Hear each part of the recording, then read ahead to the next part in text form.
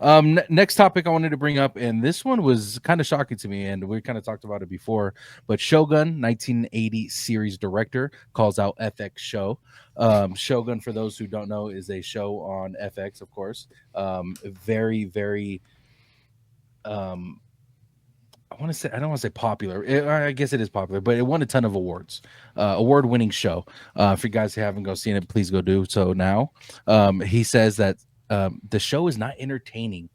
It's for an American audience, which I thought was the dumbest thing I've ever heard in my life. But he also said that they only won Emmys because it had, quote, no competition. Oh, ouch. Another thing that was ludicrous to me. But I'll start with you, OG. What do you think about like a director who once directed a show of the same sort coming out and saying this about its, I guess, predecessor or a newer version of the show? Because this was just mind-boggling to me. Yeah, it's I don't know. I haven't seen either one of these, full disclosure, but it rubs me the wrong way. I got to be honest. It feels like it's a little bit. There should be like this unspoken decorum, I think, with creatives where you don't really do that. You know what I'm saying? I just think it's a little bit on the tacky side, in my opinion, to go after the new thing and be like, oh, well, that thing is crap. It's not entertaining. You know, it's like, I don't know. I just don't think it's a good look. You know what I'm saying? It would be like I don't know, like if Howard Ashman was still alive. You know, he's a Disney legend. He did a lot of the Disney music for Little Mermaid and like Beauty and the Beast. If he was still alive and he was talking about, oh, that Moana, man, I don't know about that song, that man, that playlist, that's pretty bad. You know, like it doesn't look good. You know, he can have his opinions. He can believe what he wants to believe. I just think that you just respect other creators and you just sort of like let them do their thing. I don't know. I know that what was it? Scorsese got a lot of heat for doing this with Marvel, right? Like he was going after Marvel, like it's not cinema, it's not this and that, and yeah, I just think it looks bad. I really do. It's fine to have an opinion, but I think that it just kind of like when you're a big time creator and you're taking shots at other people's work, it I don't know, it just doesn't look good in my opinion. The only thing that I'm really that makes it look tacky for me is that you're saying this about a TV show that absolutely is phenomenal. The show was great. It won a ton of awards. The acting was some of the best acting I've seen like all year. And you're talking about a show that was really good for American audience. Like we absolutely loved it here. I'll speak for myself, but the awards speak for it as well. But, you know, like I said, Jay and I we had a episode on Shogun and what we thought about it. So I'll link it at the end of this episode. But we came to a conclusion that, yeah, it was great. The ending we had, you know, we went back and forth on, but all in all, the show was good. So in a way, it just sounds like you're hating on a show that technically was probably better than yours. And we've seen it on film and we've seen why you're salty about it. You know, well, and that's I'm glad you brought that up because, like I said, I didn't see either one of these. So the fact that, like what you're saying, Tones, the new thing is better. Yeah, it sounds like a lot. It sounds like a lot of salt, a lot of sour grapes, you know, and all around just a terrible, terrible look. It's better if he just kept his mouth shut. Just that, hey, you have your opinion, that's cool, but to go out there publicly, go to the media and make that comment, I just think it looks like you were saying a little bitter, and it's just not a good look to go after another creative, in my opinion. 100%. How about you, Jay? What's your opinion on this? So I've never seen the old show. Obviously, I've seen the new one and really, really enjoyed it. And by the way, the argument here cannot be made on quality of show because that show is, like you're saying, Tones, of the highest quality. Like 100%. The acting was amazing, the directing was amazing, the shot choices are amazing. The argument that he's trying to make is going to be about whether or not it's appropriate for American audiences. By the way, I didn't know what this show was. It's based off the same book, right? Yes. Listen to this. This is on the Wikipedia page for this show. Shogun, the show, the 1980 show, broke several broadcast taboos and contained several firsts for American television. It was the first show that allowed the word piss in dialogue and actually show the act of urination as a symbolic act of Blackthorn's subservience to the Japanese ruling class and to punish him for saying, I piss on you and your country. Blackthorn is urinated upon by Kasigi Omi, a local leading samurai. That's wild, first of all. In the first episode, Blackthorn's stranded shipmates are to be suspended in a cargo net and then put into a boiling vat of soy sauce and water, which is nuts. A man is shown beheaded in the early first chapter, first for network TV. There's a couple more in here that are completely ridiculous, but this guy sounds like what Tarantino studied to make films. Okay. Like if you listen to anything that Tarantino has ever like studied in his filmmaking, it's all 1970s shows. This show came out in 1980, which means it was probably being produced in the 1970s. And the 1970s was a decade of like, what can we get away with? You know what I mean? Like it was like nuts. So I think that there's always going to be tension for kind of what we talked about earlier, to be honest with you. These conversations are related to one another because people are always going to show up for the train wreck. They're always going to show up to watch Jake Paul fight Mike Tyson. Yeah. And then this guy's basically how I'm interpreting this guy's statement is that American audiences essentially want blood, violence, gore, and sexuality, and that's why would they show up to your show, which has very limited amounts of all of those things? There's some in Shogun, the new one, and I think that I understand where he's coming from, but it makes me mad because what it basically says to me is American audiences are stupid. And I just reject that on its face. Like, I don't believe that American audiences are stupid. I understand that American audiences traditionally, have liked happy endings and like the non-metaphorical type. And they want their movies to end on a high note. They want we love the hero's journey. I get all of that, right? Like France has a much more rich history of like weird films.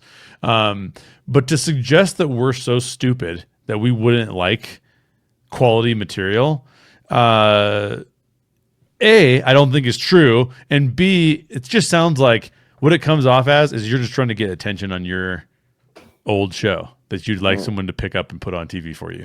Right. Say a very salacious kind of thing. And yeah, we're talking about it, right? Like I looked it up on Wikipedia. You know what I mean? Like it worked. I wouldn't have done that, I wouldn't. Otherwise, I would have been like, I don't know what that is, but I don't have no interest. I didn't even know the show existed until he made his comment. Exactly. So it worked. It absolutely worked. It worked. And you're right, Jay. This stuff is all tied together. What we're talking about today, because it's all social media sort of stuff. Like the idea that he knows, hey, I can bring this up. I can throw darts at this thing, this popular thing that people like, and I'll get the attention. And we see it all the time on social media, right? In other ways, countless ways. It's the attention economy is what it is, really. Well, and we were talking about before the show started, we were talking about getting canceled, right? Yeah. And here's the other side of the same coin. This guy may have been, it probably wasn't, but these situations have occurred where you're just sitting talking to somebody else and you're just like, yeah, man, I don't even know why that, like, I think my show was way cooler than that show because my show was targeted towards an American audience where their show was targeted maybe more towards an international audience. And I just kind of like the way that my show is better. And the reporter sitting that's listening to you goes, oh, I'm going to write this up in a certain way, shape, or form. And it sounds like a different thing. So we can't even be sure that the guy said that the way that it's being reported that he said it. So here's what's very difficult in modern media. It's very impossible. Not impossible. It's very difficult to know what the truth actually is, right? What the context behind it was. Yeah, the context behind it. Was his meaning changed by the reporter, or was he doing this the way that I suggested that they were trying to get publicity for the what was it? Don't worry, darling, or whatever it was. Like, and so is it this guy trying to get publicity for his show? Is it this writer trying to get publicity by grifting off of the popularity of Shogun, the new one? Like, what is it? What is it that's causing this thing? We don't know. We may never know. So, but I think if we were sitting with this guy on a podcast and he said that, we might be like, okay, look, what do you mean? And he might explain himself, and we might be like, okay, I disagree with you, but I get it. In this context, it just seems like he's just trying to get attention to his old show. True. Yeah, context does matter, though. It really, really does. How people say it and the context of the conversation before and after that, all of that matters. And in the media, it's very just that one little soundbite, that one little line, you know, the one little exactly. And the words that he used were not entertaining and no competition. And it could have been used in a different way, yeah. But we're getting no context here, and this is just what we're reading off this, this article. So, look, I mean, for example. The line right after that could have been, hey, it's not entertaining. There's no competition, but hey, it's not my cup of tea, but maybe other people would absolutely love it. That's cool. But just for me, I didn't find it entertaining. And that would change the whole thing. But when you just have that little thing, Or imagine, I was going to do the same thing. Like, imagine that the reporter asked him, Shogun just won a bunch of awards. You never won any awards. Like, what's your take on that? And he might be like, oh, well, I mean, like, well, I wasn't going for that kind of thing. I was going on for something that was way more entertaining. I was going for something that was like much more salacious. And then the reporter's like, oh, yeah, okay, great. We're going to use this as a hit piece, basically. Right, where he was defending himself. Yeah, basically. Exactly. So it was a defense, not an offense thing. So that's a great point. Yeah. Great point. Yeah, I mean, I was a huge fan of the show. I thought it was the best TV show of the year last year. So yeah, the context does matter in this, so we don't know exactly how it went, but just hearing those two words or those four words is ridiculous because it was very entertaining, and the acting was phenomenal. The girl, what's her name? Mariko? The girl who played Mariko. Yeah, Mariko, to me, that was some of the best acting I've seen in years. The fact that OG has not watched the show is like, right? It's on my list. It's on my list. OG, look up the I forget her name. I think it's Sawai or I forget her name. But if you look up Mariko actress, I should say. All right, cool. My God. Oh. Beautiful. I think I remember Tones like a while back you tweeted, like I think it was you tweeted and you were like, oh man, she's gorgeous. That's exactly what I did. Yeah. That's awesome. Exactly what I did. That's awesome. To end off the show, guys, I do want to talk about Dune 2 and the Oscars. So this was reported by Variety. One Oscars voter was audibly angry about Dune 2 not being nominated for more categories. Now, of course, they won a lot of categories, but there were some things that, especially the music, I believe it was the music didn't meet some or I forgot what it was, but the music wasn't nominated for anything, and the music was phenomenal in this movie. But quote says, how was Dennis not won 4 Oscars already? I don't understand how the studio and quite frankly an Oscar voter fucks this up so bad. Now hearing that about an Oscar voter saying this, like, but we all know how good this movie, or I should say me and Jay know how good this movie is. It's on my list. But you hear that, and you I'm not too keen on Oscars. I don't know the ins and outs of how these award shows go, but how angry he was hearing that some of these categories that he wasn't even nominated for, to me, is wild. Because you're hearing it from someone who votes on these awards, because these awards, they matter.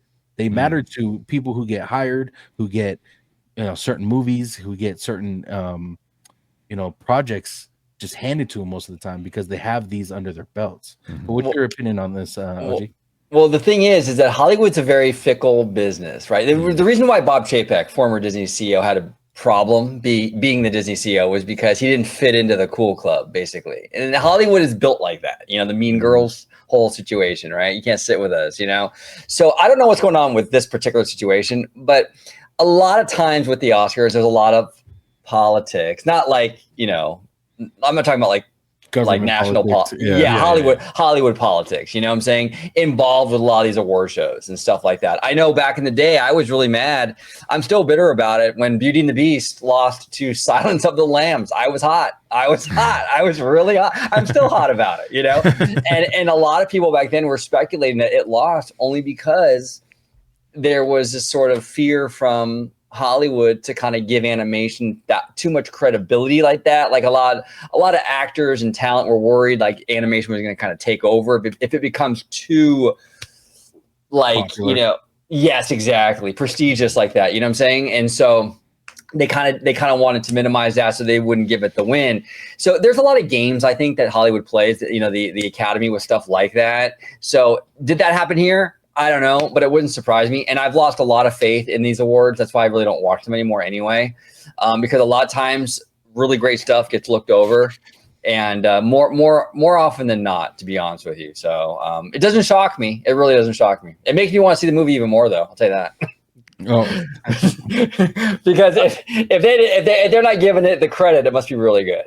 So yeah, I don't know how many awards this movie won. To me, when Jay and I talked about this movie, it's probably one of the best sequels I've seen maybe ever, if not in the last like 10, 15 years. Wow. Like, this sequel was that good to me.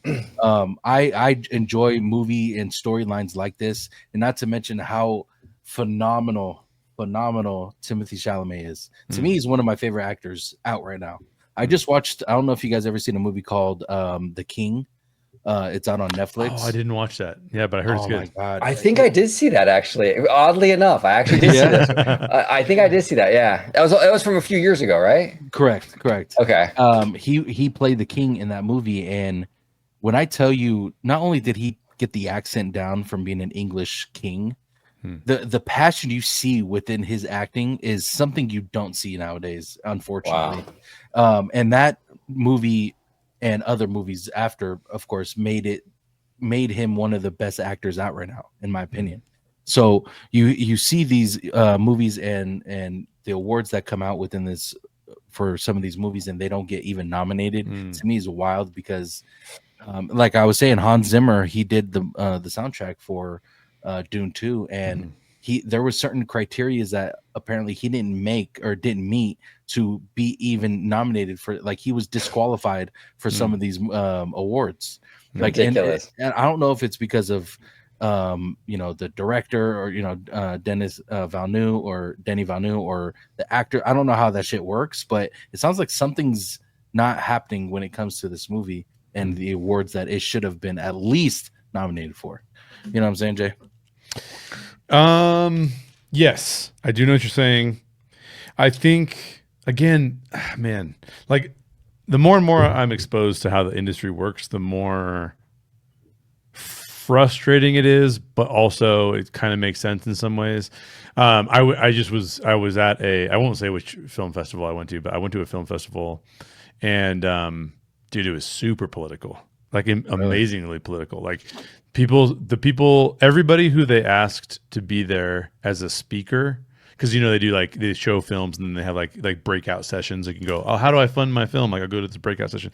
Pretty much everybody or their family member that did one of those sessions got an award when they were there. And I'm not suggesting that those people didn't deserve them. Like, I'm not saying that at all. I'm just saying that it's a very big coincidence that happened. It's a way of them. It's a way of them giving back and acknowledging to the people that they're thankful for what they did for the film festival, and then you get to keep the chain rolling, right? Like, next time around, like, okay, oh, they got nominated for one, so I should do this film festival next year.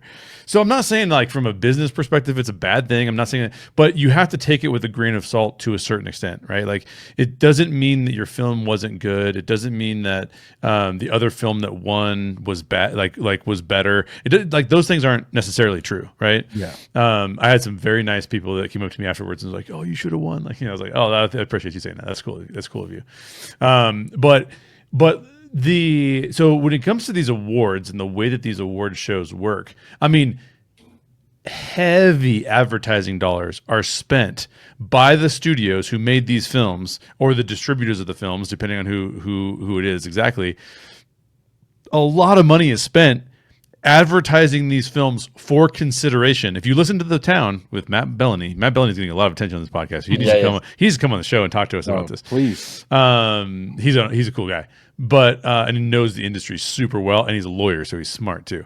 But his show starts out with ads, and it'll be like, for your consideration, this show is nominated. Like, it's oftentimes Disney who's doing some of the advertisements, right? So they'll say they'll say Shogun. They'll have Shogun advertisements for your consideration as best show of the year or best film, Shogun. So remember to vote for Shogun when it's on your thing.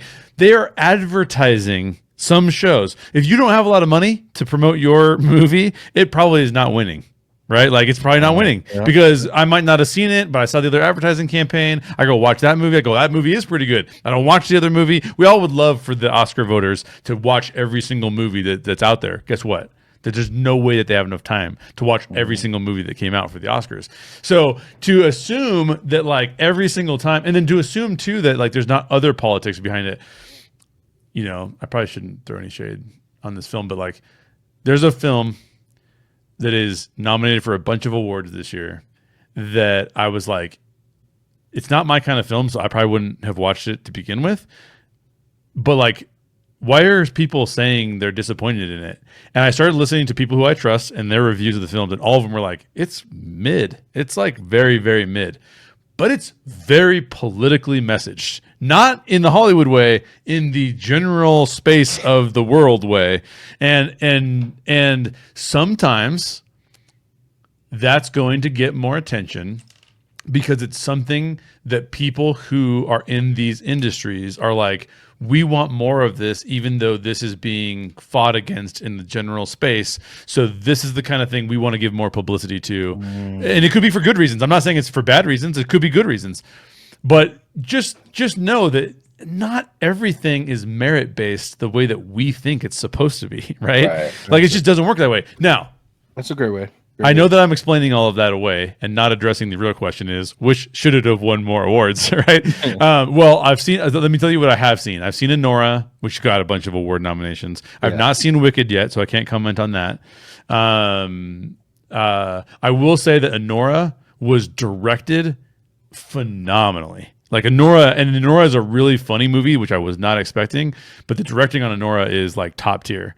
Who was it directed by? Sean Baker. Sean Baker, okay. And yeah, he did a phenomenal job. I can't remember the other things that he's done. I looked it up after I was finished watching it, but like the shot choices he made and how he like directed that film for a lower budget film, phenomenal. Like, and that won the Palme d'Or, or the Palme d'Or, however you say it, in France. So that's a great film. So like, if you said should Denis Villeneuve beat him in terms of directing, I don't know, man. They're both phenomenal, but Denis didn't even get nominated for a director. That's nomination. Yep. Right. And my other one, have you guys seen Nosferatu? No, I have not seen it yet. So I finally watched a bunch of Robert Eggers films because I'd already seen The Northman and I'd seen The Lighthouse, but I hadn't seen The Witch because I was like, that's probably too fucking scary. I don't want to watch it. I watched it. It's awesome, dude. It's like $4 million budget. He directs the hell out of that movie. Nosferatu, watch Nosferatu as well. Nosferatu, really, really strong. But here's the thing, like I would tell you that Robert Eggers is one of my favorite directors right now, but like he's not telling like conventionally told stories in every single one of his films. So I could see if you're an Oscars voter, just like Denis Villeneuve, the ending of Dune 2 is not a traditional Hollywood ending, right? Like it's not really like when I made my Dune, the first Dune movie, I made an explained video on the first Dune movie. I'm like, they're setting it up to be the hero's journey. I hadn't watched Dune 2 yet, or I'm like, it's not the hero's journey. Holy cow. It's something very different. Now, you and I, Tones, love that kind of thing. Yeah. But if you're a more traditional, like, I like more traditional stories, like even Nosferatu, I would say is told in kind of like a non-traditional narrative. And if you're more of a traditional narrative kind of person and you expect directors to follow that, Anora is traditional narrative, the way that it actually functions. You might say, hey, look, I prefer that, so I'm going to nominate those people, even though the shot choices in Dune and what Denis Villeneuve had to do. I don't know how to pronounce his name correctly, but sorry, Denis, we love you. Okay. But what he did with Dune 2, you and I would say, dude, this is like a difficulty level of like 10 out of 10, and he nails every single scene, right? Like it's phenomenal all the way through. And I will say that at least, I don't know, I think for Dune 2, but for sure for Nosferatu, at least the cinematographers were nominated. So at least we got that because that cinematography is like next level top tier. I mean, Nosferatu cinematography is stunning. And so is Dune 2. Dune 2 is like amazing. So I don't know, man. Like I would love to see Denis Villeneuve. I mean, he's one of my favorite directors right now. Robert Eggers is one of my favorite directors right now. I was super impressed with Sean Baker and what he was able to do.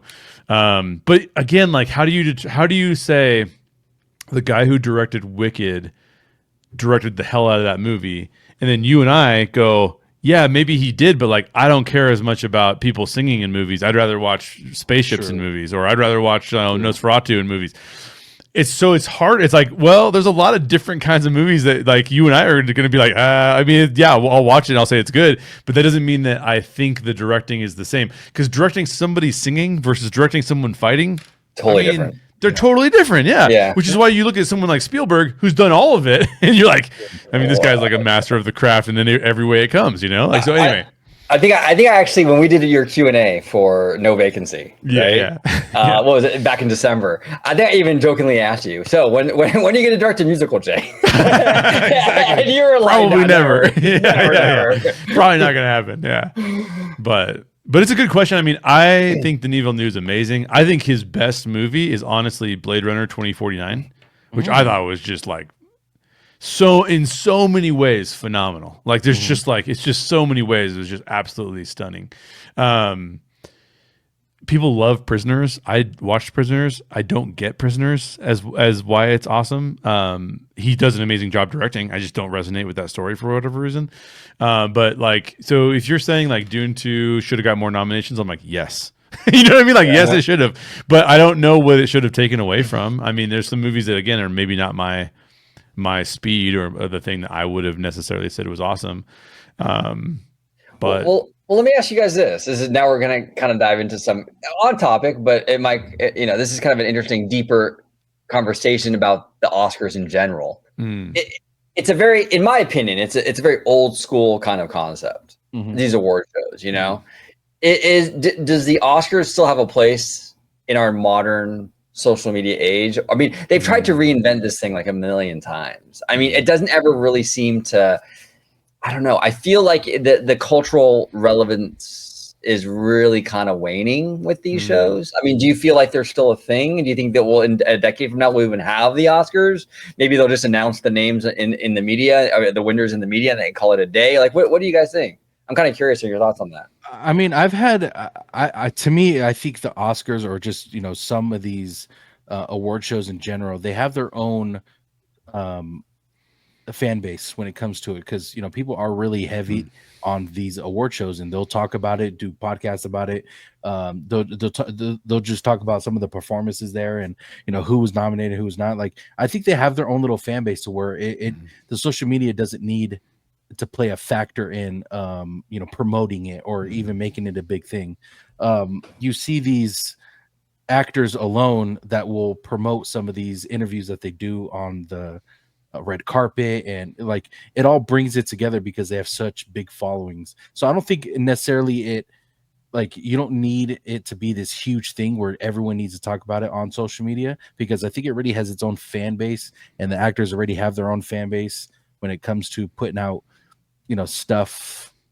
How can I word this? I don't know if I'm wording this properly, but they have their followers that follow them, and they'll put it out on their platform, which will bring their fan base with them. So I think it's a weird thing, because these huge actors are already there. They already have its own fan base. I don't know if I'm making sense, but I feel like it doesn't need to have a social media backing for it to be popular. Like it has its own built-in sort of thing where it's like a monopoly. Enough to sustain it. Yeah, it's like a monopoly. Like you get these huge actors, they have the huge following, and it's going to bring in followers and viewers. You know what I'm saying?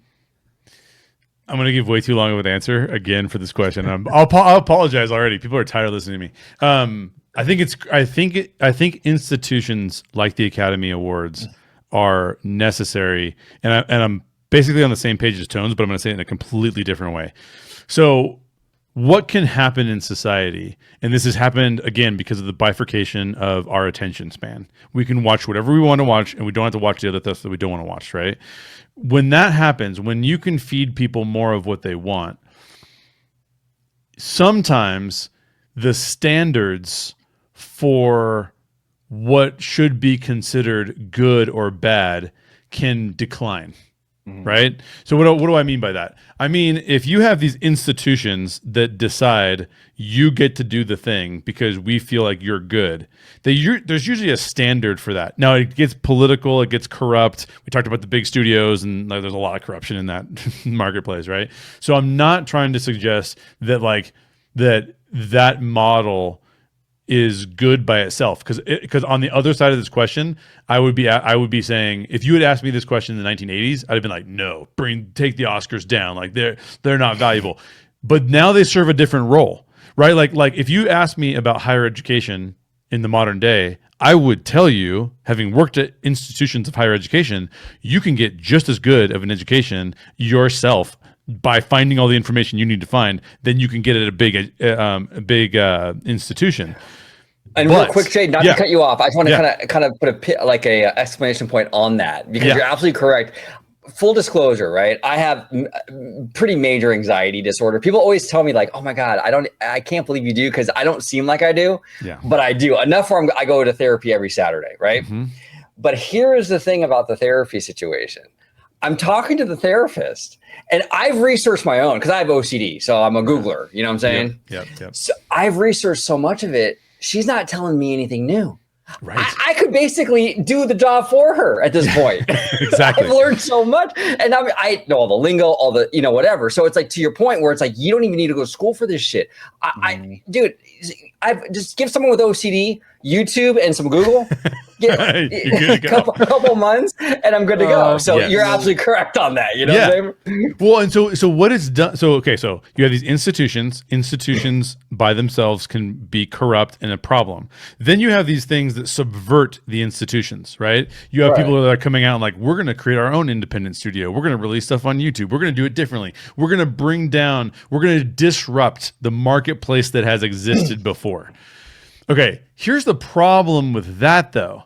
Institution can become corrupt, and it can only let certain people in the doors, right? And that's messed up. And that's like, okay, well, you have this walled city that those of us who want to break into can't break into it, right? But then over here, you've got this thing where all these independent people go out and start creating stuff, but it's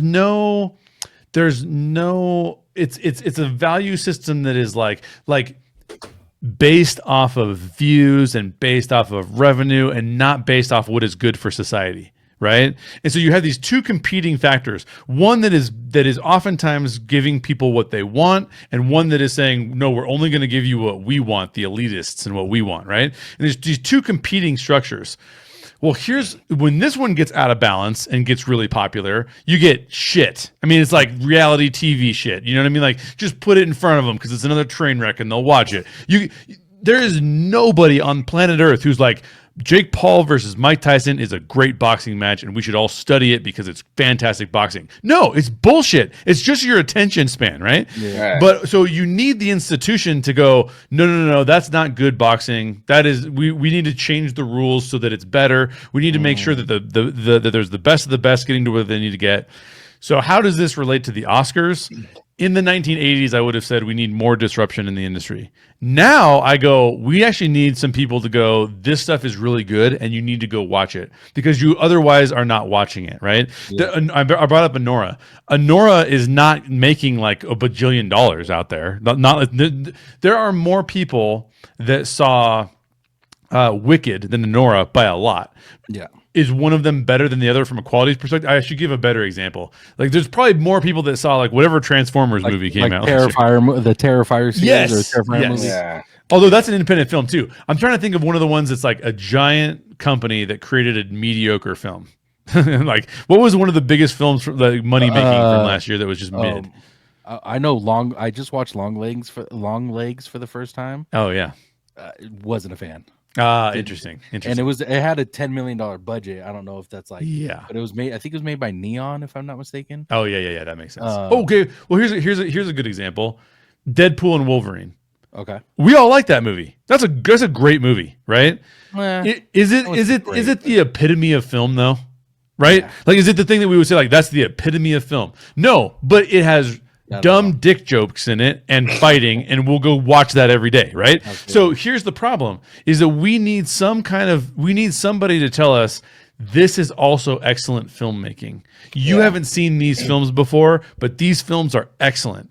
Honora is excellent. I had to go through all of the list of the nominees to see all of them. A Complete Unknown, right? James Mangold. Excellent. And by doing so, it levels those films up, and it gives all of us other filmmakers something to aim towards and be like, oh, we could get there that way too. So I think it's an institution that is needed, but it's not needed for the people to say what's great, because we have a billion. Just go watch YouTube. You can find any YouTuber you like giving out awards for what they thought was the best movies last year. But so I don't think we need more of that. I think we need more of, you guys missed some really, really good films that you really like. For example, I saw A Real Pain. I loved A Real Pain. I thought it was a phenomenal movie. I saw Nora. I loved Nora. I thought it was a phenomenal movie. Like, those are movies I would not have otherwise seen unless someone said, by the way, these are really good. You know, we need someone to tell us that, and we need some sort of standardization of saying, like, this is better than this, and it's for these reasons. And they're not going to get it right every time, but at least there's something to combat the we threw up another Mr. Beast video. Is that a skill set? It's a skill set of getting you to watch it. Right. You know what I'm saying? And this is why, Jay, I mean, I don't want to gas Jay up too much, but this is why I love having these conversations with Jay, because I'll have an opinion on something. I will literally have a take on something, and then Jay comes in with this other angle. I'm like, different perspective. Every time. And I think about these things too much. And that's why we love you, Jay, because we like kind of on the same thing. OG and I had the same kind of mindset to it, but when you come in and give us that different perspective, it's like we see where you're coming from, because it makes sense. Yeah, and you're a lot more knowledgeable when it comes to those directors and the different aspects when it comes to a movie, I should say. And we see the way you're thinking now because of especially when it comes to award shows. We don't know the ins and outs of most of these award shows, but we see why some of these movies were nominated. And by the way, when I say like Dune 2 should have won every award, that's not what I'm saying. But as far as being recognized as some of the things that the Denis Villeneuve wasn't recognized as the best director. Hans Zimmer wasn't recognized, or was disqualified for some fucking reason. Like that doesn't make sense to me. No. Like if there were he got beat out at the end, or they got beat out by different directors, fine, so be it. But at the same time, not being nominated is a whole different story from not winning. You know what I'm trying to say? Yeah, totally, 100%. Here's some movies that I'll just throw out some movies that I saw or that I want to see, because I feel like they were maybe not as popular as they should have been, right? Like, so for example, I want to see Conclave because I've heard that's really, really good. I want to see A Complete Unknown because James Mangold is awesome. I don't really have an interest in Nickel Boys or Amelia Perez or some of those. The Substance I've heard is really good. I do want to watch that. I do want to watch Wicked. Honora is great. You should go see it. Someday when I have 4 hours, I'll sit down and watch The Brutalist. But like, that's wild. So I think that there's like that when you go through these things, you can actually say like, okay, well, what should I watch that I wouldn't normally watch? And that's what the Oscars is good for. It's not necessarily good for us like rewarding the people that maybe did the best job. It's rewarding the people that did a job that was worthy of attention. And that's the way I like to think about it, because then it gives me stuff that I can go like, okay, cool, I want to go see this, Yeah, that's a great point. Because there's a lot of content, a lot of films that's happened before with me where like, I've never heard of this movie before. And then you see it winning all these awards or whatever, and then it's like, oh, okay, now it's on my radar. Now I'm curious, so kind of, that's how Parasite was for me. Like when it won all those awards, and granted, I still haven't seen it, but it's on your list. I didn't. Yeah, exactly. I just didn't hear about the movie until everyone kept talking about it. It won these awards for and it was just a phenomenal movie from what people tell me. And Parasite was that for me for sure, because I didn't hear about it until those award shows or those people talking about it. Yeah, for sure. Awesome. Boys, we could sit here for hours and talk about this, and we would love to, but we're gonna wrap it up there. We'll try to do something again with you guys. Like I said, I always love talking to you, gentlemen. We get you guys not on here as much as we did, but we're gonna have you guys on there a lot more. But OG, appreciate you guys as always. I'll start with you, OG. Again, you can tell the people where they can find you on social media. Yeah. Thanks again, Tones, for having us on. A lot of good conversations here today. Really fun time. You can find me on YouTube, Orange Grove 55. We talk a lot about this kind of stuff. Also, a lot of theme park stuff. So check us out over there. I'm also on Instagram, Orange Grove 55, sending crazy memes and stuff to these two guys. and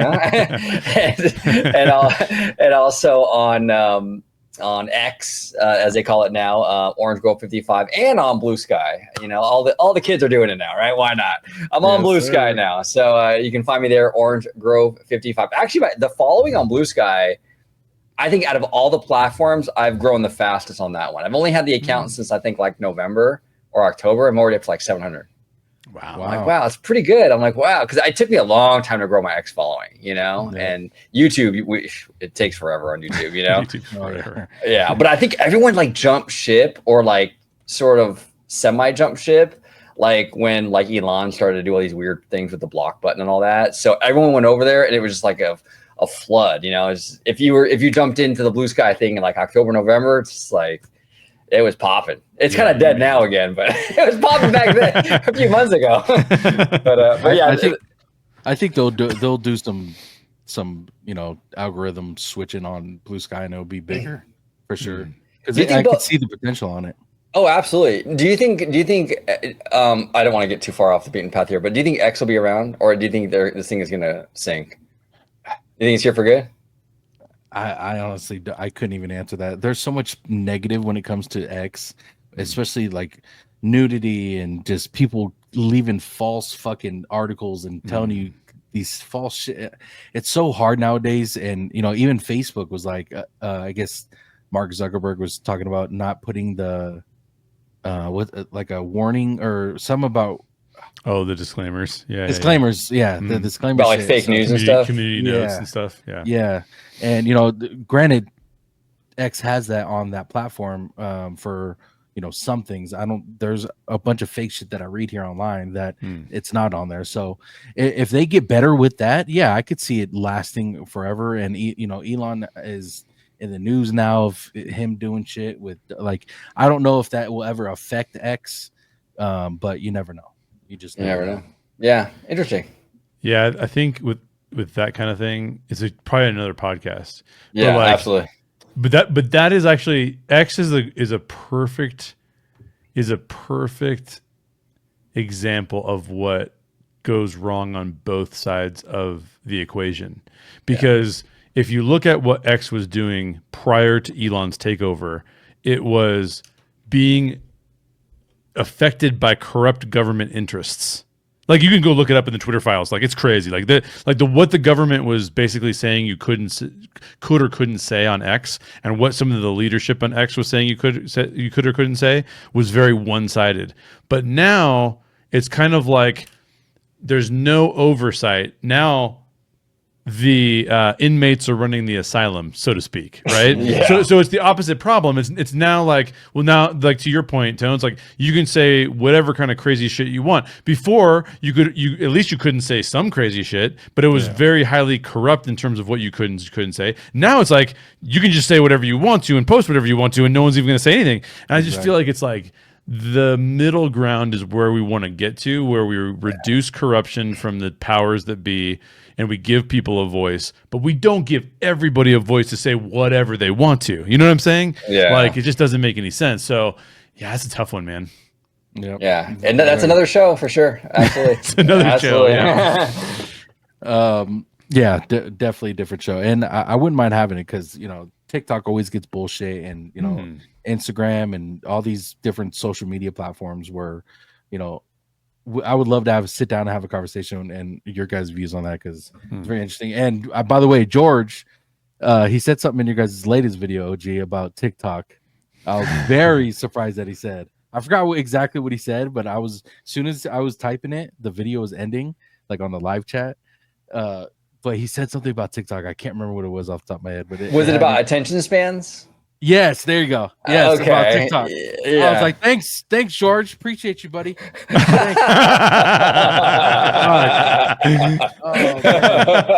exactly what it was. George moved balls to the wall. Yeah. Oh my gosh. Yeah. Fuck. But yeah, I love to have the conversation with you guys. But Jay, if you can tell the people where they can find you again on social media as well. Yeah, I don't do a lot of social media anymore, so I can't even comment on a lot of this stuff because I'm letting it pass me by.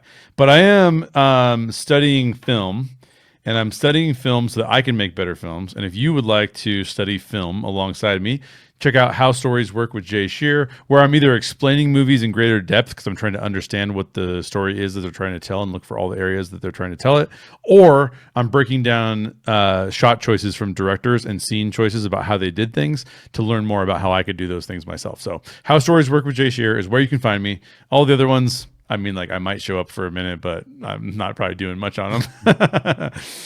Yeah, make sure you guys go follow Jay Sheer. I'm currently writing a script, and thanks to him, I have a better insight on how to go about that. So make sure you guys go follow him. I will leave OG and Jay stuff in the description below. Make sure you guys go give him a follow. You guys can follow me at Tones_TV on X and TikTok. Bad Thoughts Podcast, guys. We've been having a lot of fun with the podcast. Where me, Candid, Zach, and X, we talk about a bunch of bullshit. We have game nights. We're having a lot of fun with it lately, man. It's been a lot of fun, and we'd love to have you guys on there for like game nights or something. You know, we have a good time with it. But make sure you guys go to Bad Thoughts Podcast. I'll leave that in the description as well. But again, thank you guys for watching. I appreciate it. I hope you guys have a good night. Love y'all.